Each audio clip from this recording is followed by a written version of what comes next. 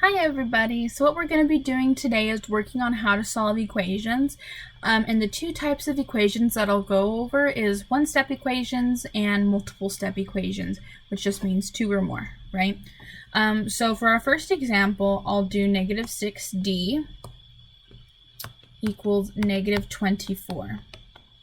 And so when we're trying to solve equations, it's important to know what we're trying to do. What's our end goal? Our end goal in solving an equation is to solve for the variable, and I'll actually put the variable in a different color. So when we're solving for a variable, what we have to do is isolate it. So if you think of somebody being in isolation, they're completely separated from the rest of the world or from anybody else. And so when we're talking about isolating a variable, we want the variable to be the only thing on this side of the equal sign. So then we look at what's on this side of the equal sign and figure out, okay, what is it that's keeping that variable, in this case our variable d, what's keeping d from being by itself on that side of the equation? And so in this case, we have a negative 6. And so when we look at negative 6d, we need to ask ourselves how they're connected. What's the sign that's right between them that's keeping them together? And so when there's nothing in between the two things, in between the negative 6 and the variable d, it's assumed that it's multiplication. So really, when you see something like this, what you really want to say is that it's negative 6 times d. So we know that these two objects are connected through multiplication.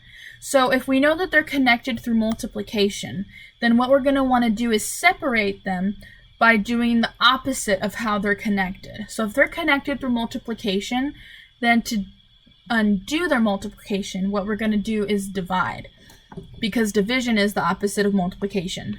So if we have negative 6 times d, we're going to divide by negative 6. And if we do something to one side of the equation, we have to do it to the other side. So we're going to divide by negative 6 on this side as well. So when you have negative 6 divided by negative 6, that cancels out to just 1. So on this side of the equation, we just have d. And that's going to be equal to negative 24 divided by negative 6. Negative divided by a negative is a positive. So we know that this answer is going to be positive. And then 24 divided by 6 is 4. And you can do that by mental math, or if your teacher lets you use a calculator, just plug it in a calculator. So then this would be our answer, is d equals 4.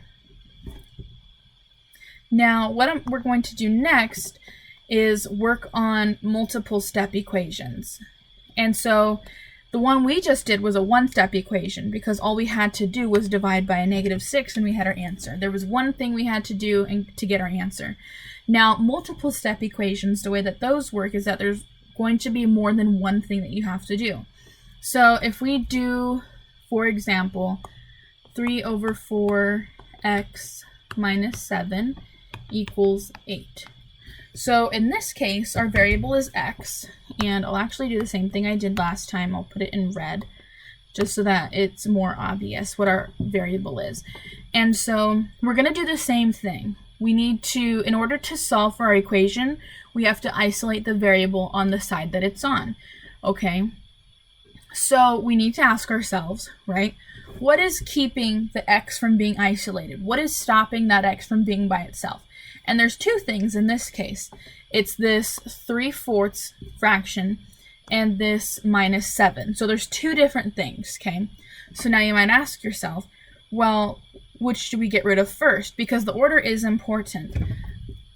What we're going to do is, when we're getting rid of things that are on the same side as the variable we're trying to solve for, we start with what is further away and work our way closer to the variable. And so what I mean by that is, look at the two things that's stopping it from being by itself.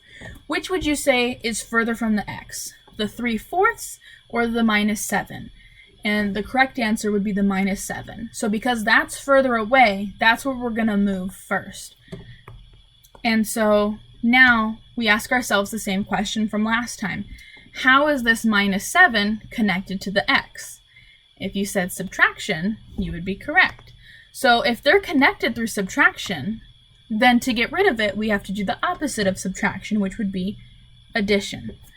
So we would add 7 And whatever you do to one side of the equation, you have to do to the other. And we're going to add 7 on this side as well. So then negative 7 plus 7 is 0. So then what we have left on this side of the equation would be 3/4 x equals, and then 8 plus 7, which would be 15.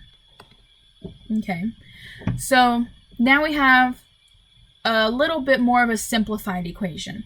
We have 3/4x equals 15. And I'm going to put the x in red again. And so now what we have to do is to figure out what we need to do next for getting our variable by itself. So the only thing left is this 3/4. And so you can get rid of it in one step, but I'll try and make it a little bit more obvious by actually separating it into 2 steps. And then once you get used to it, you can just get rid of it using 1 step.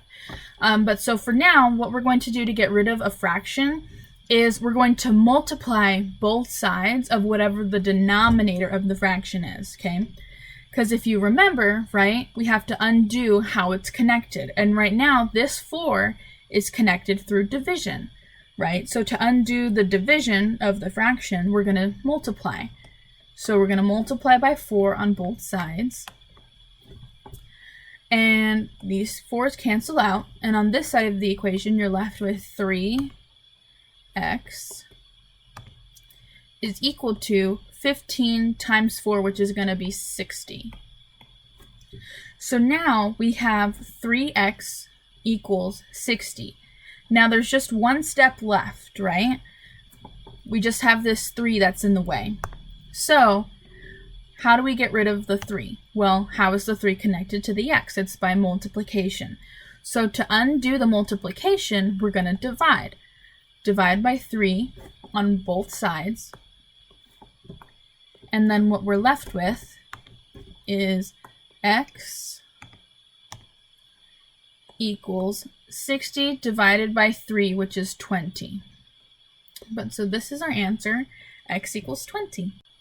I hope this has helped, and if you have any recommendations on video topics that you want me to do, if there's anything that you want me to go over for math, just comment it and I'll do my best to get to it. Thanks, bye.